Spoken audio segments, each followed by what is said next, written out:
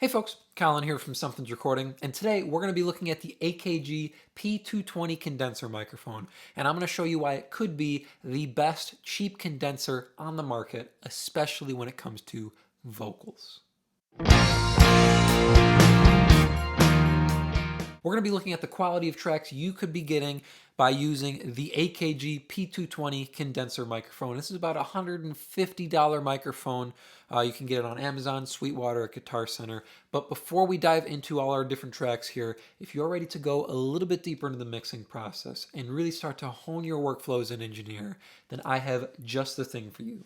It is my 7-step mixing checklist, and it's just a simple PDF that will walk you through the entire mixing process, step by step, to help you get professional and radio-ready mixes without any more of the hassle and without any more of the guesswork.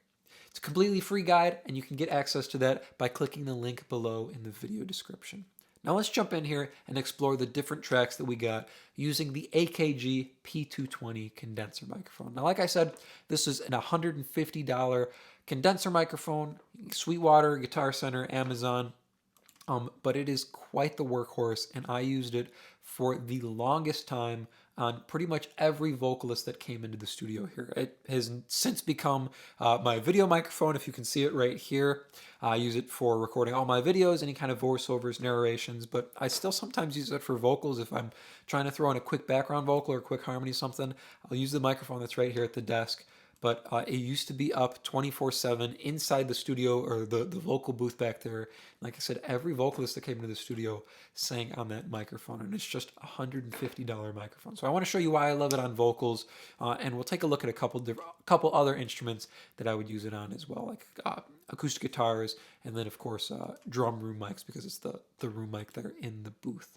But starting out on vocals here, we're going to be looking at this vocal track here. This is the lead vocal on this track, actually the only vocal on this track here.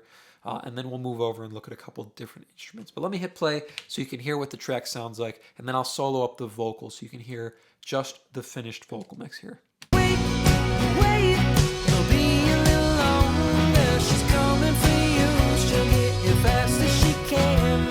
Just wait, wait, gotta be a little stronger. You'll make it all through. Don't lose sight of her head. Wait, wait, it'll be a little longer. She's coming for you. She'll get here fast as she can.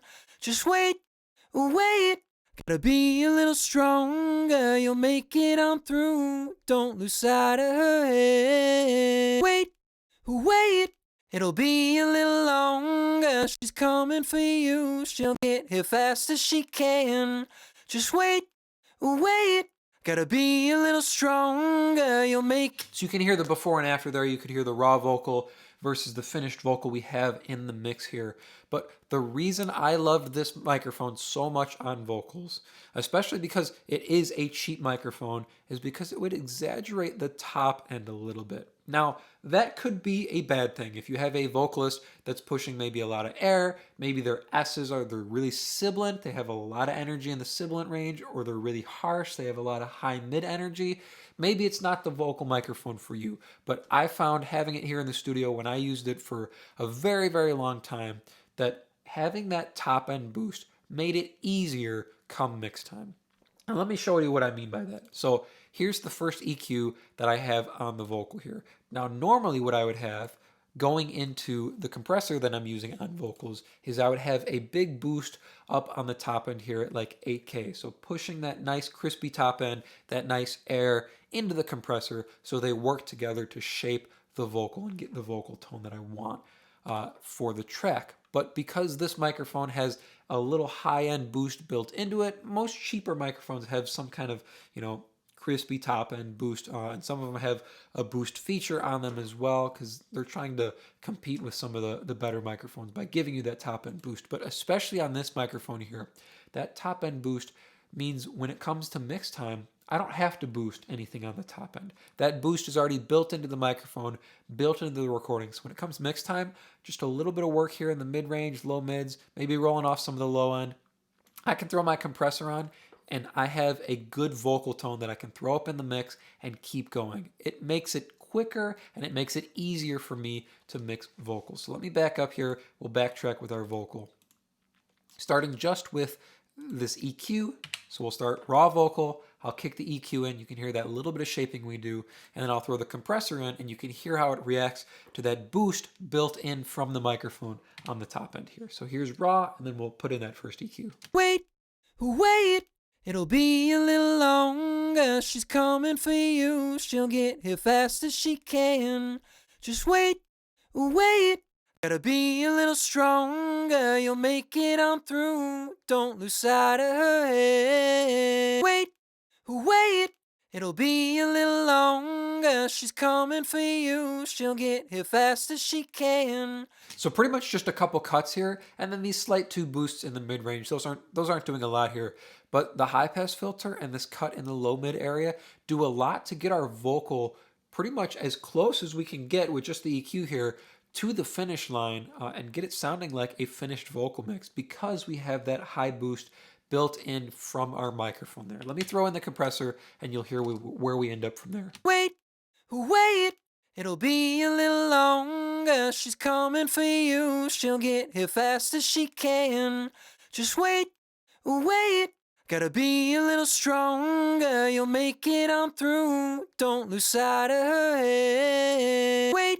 Now that's essentially our finished vocal sound in this track. We have a couple auxiliary things or extra things here, just utility work. This is the multi-band compressor. This is acting as our de-esser, so a little bit of de-essing on the top end.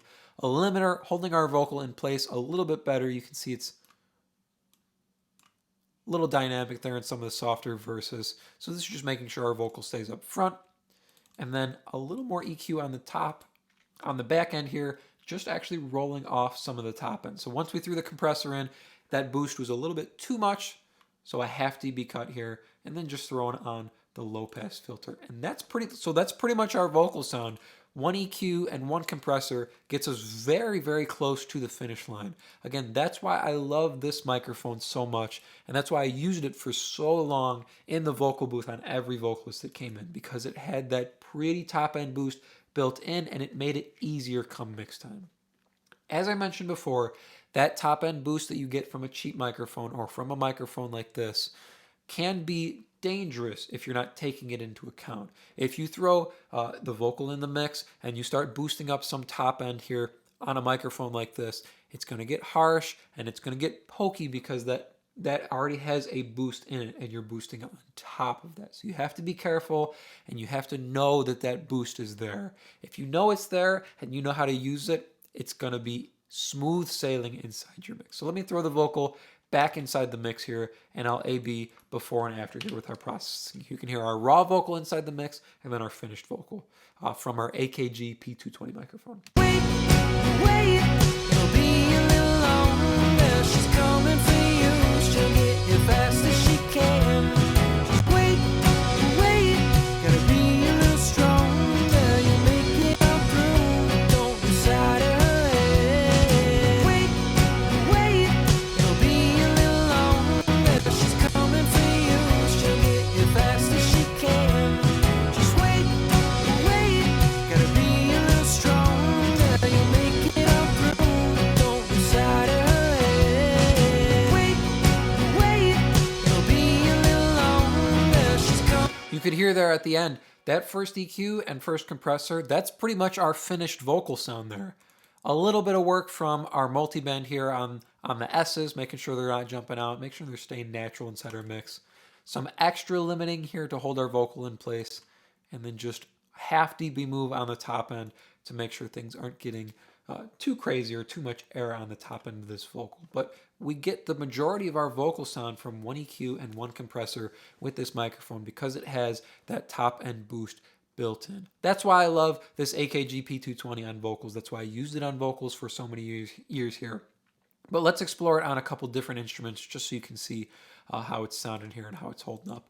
I used it on acoustic guitars for a very long time too, and sometimes I still do if I feel like turning it off the desk here and putting it up on a guitar. You can see I do have a top end boost here, but I want you to hear what it sounds like on acoustic guitars here. So we'll start raw acoustic guitars and I'll throw in our processing. You can hear what it sounds like.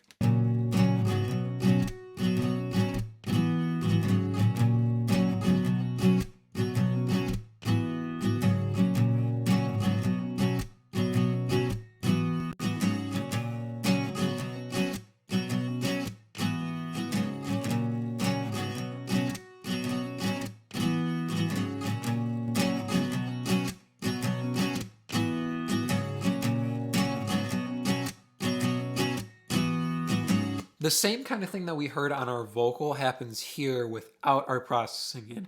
You can hear the raw sound coming from the tracks here, coming from our microphone. This is double track, so we have two instances captured by this microphone here of the acoustic guitar. You can hear it's pretty heavy sounding, pretty low middly sounding.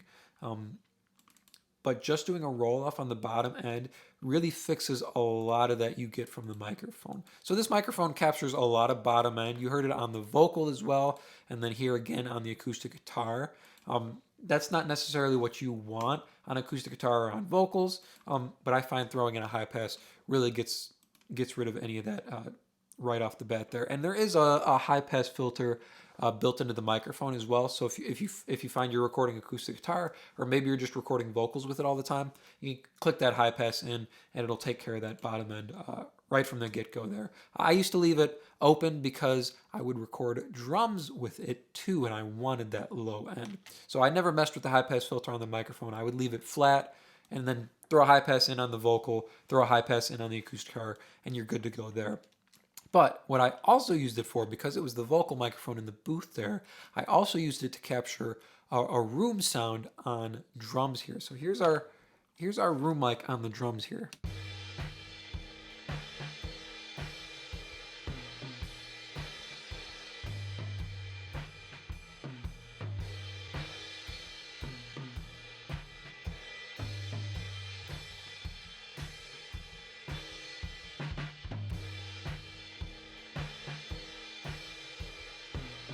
Now we're taking advantage of the opposite end of the spectrum that we're getting from the microphone here. I don't want all of that high end that I'm getting from the cymbals, so we're rolling that off here with our low pass filter. But because it does capture the low end very well, I'm getting some of the kick drum coming through on the room mic here. So it helps the kick drum feel very fat and very big inside the mix. It gives it some length in the room, gives it some extra low-end attack as well. So it's one of the reasons I'd never use the high-pass filter on the actual microphone, because I liked the low end that I got when I would throw it in on drums as a room mic. It would help the kick drum feel a little bit bigger and a little bit more present in the room, giving the drums that extra area of depth. So let's review here what we've covered with this AKG P220 condenser microphone. The reason I love using it on vocals was because it had that boost built into the microphone.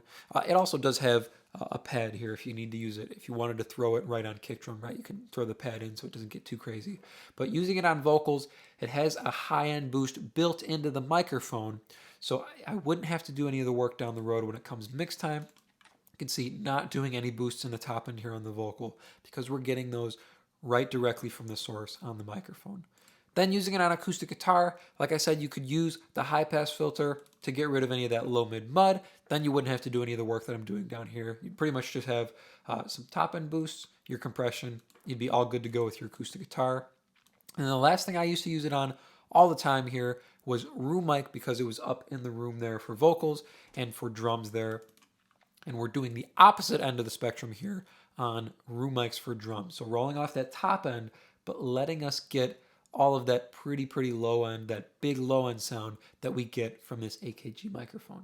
I hope that was helpful for you, and I hope it was interesting to see what you can get from just a $150 AKG P220 condenser microphone, and what kind of product you can get, or what results you can get inside your mix. As I mentioned at the beginning of the video, if you are ready to level up your mixes and really start dialing in your workflow as an engineer, then I have just the tool for you, and it is completely free. It is my 7-step mixing checklist, and you can download that below to start creating more professional mixes in less time. Thank you so much for watching, and I will see you in the next video.